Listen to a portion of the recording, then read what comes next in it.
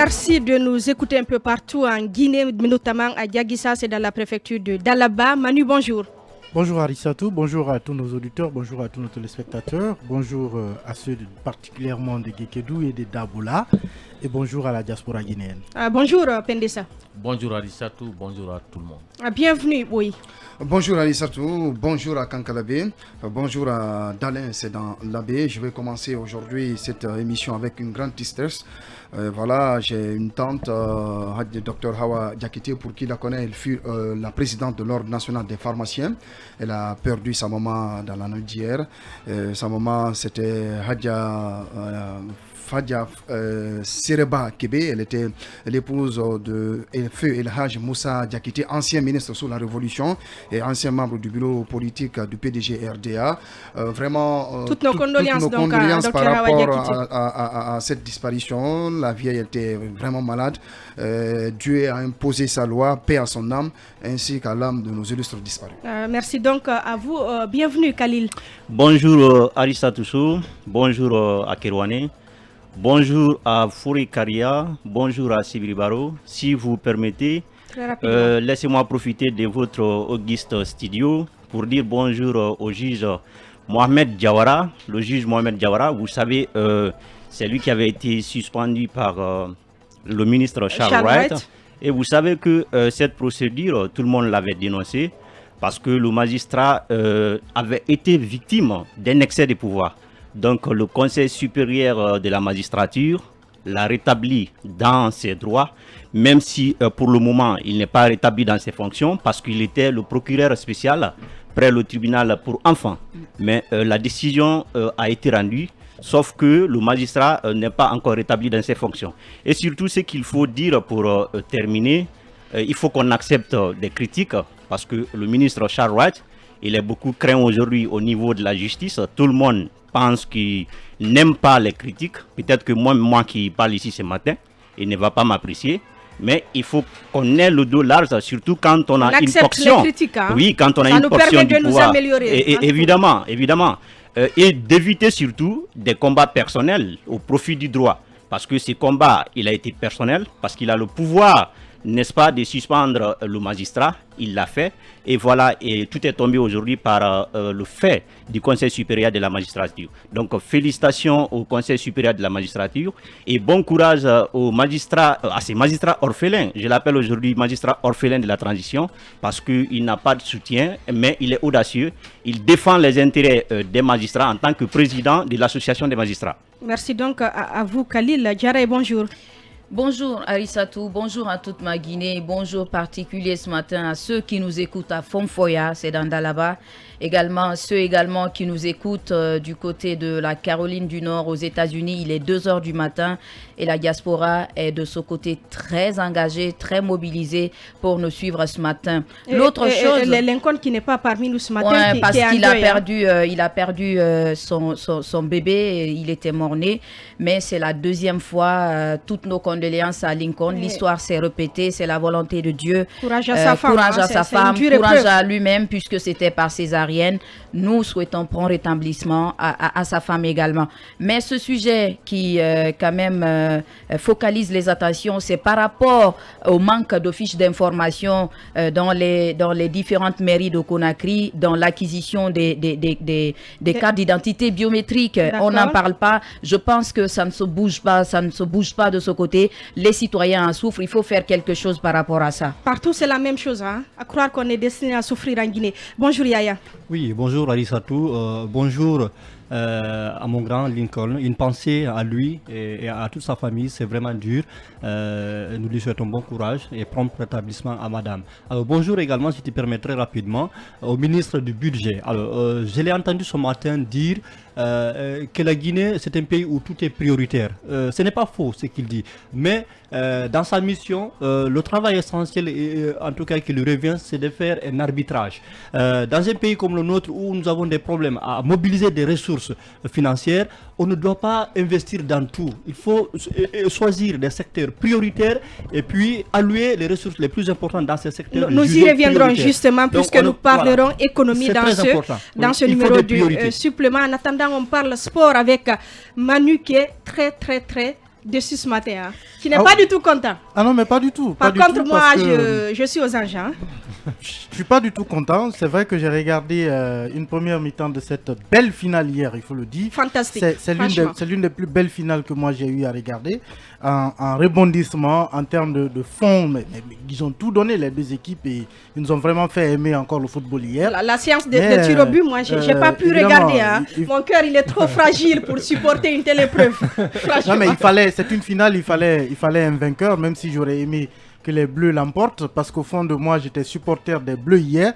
Et honnêtement, j'en ai eu pour toute ma dose, parce que je regardais le match jusqu'à la 80e minute et à côté de moi, j'ai dit avec Mbappé sur le terrain, tant que ce n'est pas fini, ne dites pas que la France est battue. Et il l'a prouvé. Vous avez cru jusqu'au bout? J'ai cru jusqu'au bout, parce qu'en moins de 2 minutes, il a remonté les 2 buts. Et en prolongation, il est revenu encore au score une seconde fois. Je crois que des deux côtés, l'Argentine, la France, nous ont donné hier à voir du beau football. Ça restera dans l'histoire, franchement. Ouais, ça restera dans l'histoire sur beaucoup d'aspects. Sur la qualité du football qu'on a regardé, mais sur les palmarès également qui ont été atteints hier. Lionel Messi, évidemment, qui définitivement trône désormais, parce que... c'est pas nouveau quand c'est Messi, hein. Ah non, mais il avait besoin de ce trophée. Il en avait besoin. Et là, il trône définitivement parce qu'il casse tous les compteurs. Regardez aujourd'hui, même par rapport au passé, à toutes les légendes qu'on a connues, Messi aujourd'hui trône au-dessus de tout. Il n'y a pas aujourd'hui un trophée qu'il n'a pas. C'est terminé. C'est le seul qui lui manquait. Et ça fait que cette Coupe du Monde, elle restera évidemment gravée. Et surtout par la beauté du sport qu'on a vu, par cet engagement des joueurs à fond. L'Argentine qu'on n'attendait pas du tout ici, et les Bleus qui n'ont pas du tout démérité. Et Diarra, c'est une autre bleue, hein? Oui, je suis bleu à vie, hein, bleu à vie. Voilà, on nous a fait traverser toutes les émotions possibles, de l'anxiété à la peur, et puis la joie, le désespoir. On a connu de toutes les couleurs. Mais encore une fois, il faut dire que toutes les deux équipes qui sont allées en finale ont connu quand même un parcours tortueux, parce qu'on a vu l'Argentine en ouverture tomber face à l'Arabie Saoudite, et également la France qui s'est inclinée face à la Tunisie, mais après, par abnégation, par détermination, ils sont arrivés en finale et ils nous ont fait boire un beau spectacle, un beau match. C'était extraordinaire, c'était vraiment très, très, très bien à vivre en tant qu'émotion. Elle n'y connaît rien meilleur, elle a compris des choses. Hein? Quand je suis le sport, je te fais pas dire, j'analyse quand même quand je fais tout. Oui, parce qu'on a vu quand même que l'équipe de France, dans la première période, était quasi morte. Ça, il faut le dire, parce que je ne sais pas ce qui se passait dans leur tête. C'est comme si on les avait, entre guillemets, attachés. Mais à la seconde période, on a vu quand même, avec l'éveil de Mbappé, que l'équipe de France... À partir de la 70e minute. Exactement, que la France s'est réveillée. On a vu une France qui a su nous démontrer qu'elle méritait son trophée, son titre de champion du monde. Et Macron qui était là pour applaudir. Tout à fait, on a vu, lui aussi, il a traversé toutes les émotions possibles. On l'a vu, il a même ôté sa veste. Il était là en tant que supporter. Il n'y avait même pas de différence entre lui et les particuliers. Ça veut dire que le sport, c'est un autre niveau inimaginable. On peut se retrouver dans des émotions, on ne peut même pas se contrôler. Mais en tout cas, félicitations à l'Argentine de Messi, même si je ne le supporte pas. Félicitations aussi à l'équipe de France qui n'a pas du tout démérité. Cette équipe est tombée les armes en main. Je pense que c'est une équipe jeune qui a aussi l'avenir devant, qui peut revenir, pourquoi pas, à la prochaine Coupe du Monde, nous prouver également qu'elle peut faire la différence. Et les Argentins qui se sont fortement mobilisés, hein, il faut le dire. Fortement mobilisés. C'est extraordinaire, cette mobilisation. Beaucoup de supporters, mais pas qu'Argentin peut-être, beaucoup ne le disent pas. Vous savez que Messi est aimé par le monde arabe aussi, donc ça a pesé dans la balance. Donc, comme les autres l'ont dit, nous ont fait vivre une très belle finale. C'est ça aussi, une finale d'une Coupe du Monde. Il fallait s'y attendre. Moi, mon équipe, c'est le Brésil, mais j'ai voulu aussi que nos voisins le prennent. C'est des Argentins, nous sommes tous Sud-Américains. Donc, Messi l'a fait. Il fallait aussi que Messi parte avec cette coupe pour ne pas qu'il parte dans le regret, parce que certainement c'est la dernière fois qu'il ne va plus revenir. On ne sait jamais. Donc, C'est possible, était très avec bien. Messi, on peut s'attendre à tout. C'est possible, mais peut être encore en forme il ne pour devait pas longtemps, rater cette coupe. Il C'est a eu fait. la chance Il de est proche de l'avoir. la retraite. Hein. Et respect à Mbappé. Il va vous étonner. Moi, je le disais, j'ai dit, ici, Mbappé pourra faire la différence, même si je ne le supporte pas. Je ne supporte pas la France, mais ils ont mérité, en tout cas, ils ont honoré les couleurs de la France. Ils peuvent être fiers, c'est Et clair. il faut être fier. Un mot très rapidement, oui. Alors, moi, je suis très content. Je tire sur le mot, puisque tout simplement, eh bien, ce fut une belle finale, une grande finale, une finale de légende pour des joueurs de légende des deux parts. Vous prenez Mbappé, vous prenez Messi, ils ont démontré à la face du monde que c'est des joueurs talentueux qui ont eu une grande responsabilité lors de cette Coupe du Monde. Quand vous prenez l'Argentine par exemple, l'Argentine, eh bien, c'est l'équipe qui a entamé de plus belle manière, de la pire manière cette compétition, parce qu'elle est tombée face aux Saoudiens alors qu'on ne s'y attendait pas. Mais moi, j'ai vu quand même une équipe argentine qui, au fur de la compétition, eh bien, a montré quelque chose d'extraordinaire. Et c'est comme à l'image de l'équipe de France aussi, qui a aussi montré, eh bien, que c'est une équipe qui aujourd'hui représente une grande équipe à l'échelle mondiale. Quand vous prenez par exemple l'Argentine, eh bien, elle a gagné 2 fois. C'est la 3e fois hier, mais avant, elle avait gagné la Coupe du Monde en 1978, mais aussi en 1986. Hier, c'était la 3e étoile. Mais de quelle manière? Puisque Messi, c'est la plus belle des manières. Emmanuel l'a rappelé, c'était vraiment le trophée qui lui manquait. Donc, félicitations aux Argentins. Les Français n'ont pas démérité, ils ont une très belle équipe. Vous avez vu que pendant la première mi-temps, l'Argentine a complètement écrasé la France, mais il a fallu quand même un coaching payant de Didier Deschamps qui a quand même osé faire sortir Griezmann et Giroud. Et finalement, ce fut une belle finale. Mais félicitations aux Argentins. Un coaching payant peut-être de Didier Deschamps, mais que moi je vois sur un autre angle, c'est plutôt un coaching d'erreur de la part de l'entraîneur argentin, parce que cette équipe argentine, on pense souvent à Lionel Messi, mais le maître à jouer de l'Argentine, c'est Di Maria. Angel Di Maria, avec ses percussions, a empêché la France de remonter. Et dès qu'il est sorti, la France a eu l'audace d'attaquer, et on a vu ce que ça donnait.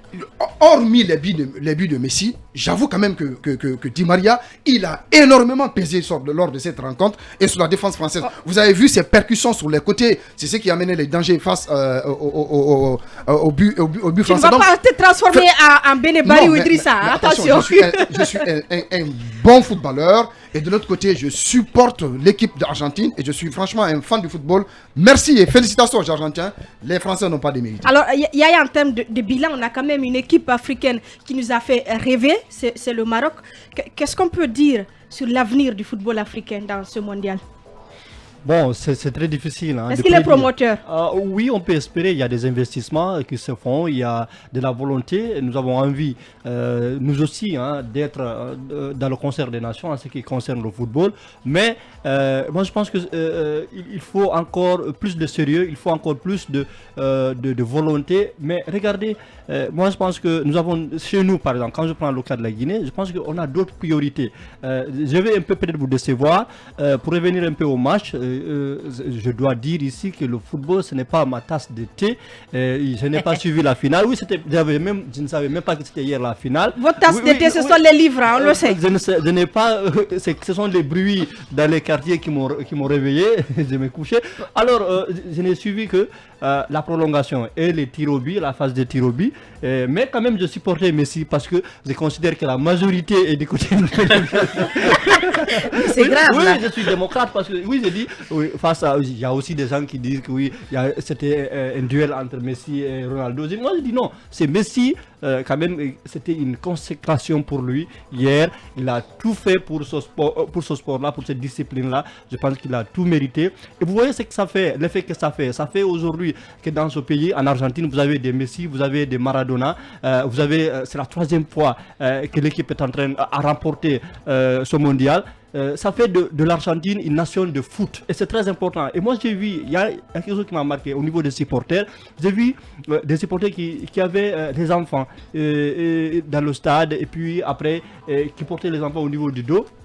Alors, je disais qu'ils étaient en train de socialiser les enfants. Et 50 ans après, ce sont ces jeunes-là, ou 20 ans après, qui viendront encore continuer. Parce que c'est très important. Donc, nous pensons que nous avons besoin des légendes, nous avons besoin des gens comme Messi, comme Maradona, pour que la Guinée puisse aussi avancer et l'Afrique. Et moi, sur l'avenir du foot africain. Oui, l'avenir du foot africain, vous avez vu que le Maroc, en tout cas, s'est illustré dans cette compétition. Bon, on espère que cela va être une dynamique qui va continuer. Nous savons que les équipes africaines, ce n'est pas le même niveau que les autres, mais quand même, petit à petit, nous faisons notre chemin. Il n'est pas, en tout cas, exclu qu'un jour qu'une équipe africaine remporte la Coupe du Monde. Mais pour terminer rapidement, félicitations au Qatar par rapport à l'organisation. C'était une belle organisation, l'ambiance dans les stades, les infrastructures. Franchement, c'était chouette.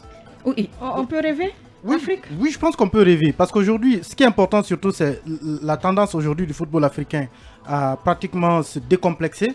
Parce que vous avez vu un Maroc qui a totalement titillé les plus grandes nations de football au monde.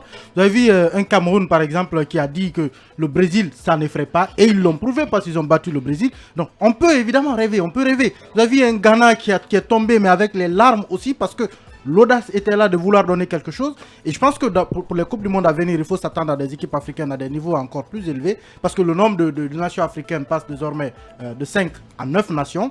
Ça veut dire qu'on aura encore un nouveau vivier qui va monter. L'investissement qui est en train d'être fait dans le football au niveau local, je pense que ça va porter. Parce que c'est cela aujourd'hui le Maroc. Le Maroc, ce n'est pas un hasard. Attention, le Maroc n'est pas arrivé en demi-finale par hasard. Vous regardez ces joueurs. L'essentiel sort d'une académie, l'académie de football du roi Mohamed V. Donc, ça se prépare, ces victoires. Donc, ça se prépare évidemment. Ça veut dire qu'il faut une sorte de pépinière, une sorte de jardin. C'est de là que ces jeunes, ces Marocains sont sortis. Et je pense que dans les pays africains aujourd'hui, il y a cette tendance qui s'installe, que vous allez au Sénégal, en Afrique du Sud, au Nigeria, en Côte d'Ivoire. Vous avez aujourd'hui ces pépinières-là en Guinée aussi, ça commence à bouger évidemment, avec des centres des académies de formation. C'est ainsi que ça va monter progressivement. Peut-être qu'on ne verra pas le résultat dans un an, mais dans 5-10 ans peut-être, on verra des nations africaines encore plus audacieuses à la Coupe du Monde. Pourquoi pas rêver et obtenir la Coupe d'Afrique pour le cas de la Guinée? Mais bien sûr, il y a quand même... vous allez continuer à rêver longtemps. L'espoir est permis, mais l'espoir est permis, mais il y a quand même des défaillances à corriger. Parce que si nous voyons l'équipe du Maroc, on a vu que c'est une équipe qui s'est construite sur la collectivité, alors que les équipes africaines se focalisent le plus souvent sur les individualités, ce qui a beaucoup joué sur le champion en titre, le Sénégal, puisqu'on a vu que Sadio Mané est blessé et ça a changé le moral de tout le monde. Voilà, toute la technique de jeu, parce que c'était basé sur des individualités. Il faut corriger cela, et c'est ce que Regragui a quand même corrigé du côté du Maroc, et on a vu ce résultat quand même très élogieux. Djaraï Girassi qui s'y connaît aussi en foot. Le supplément continue.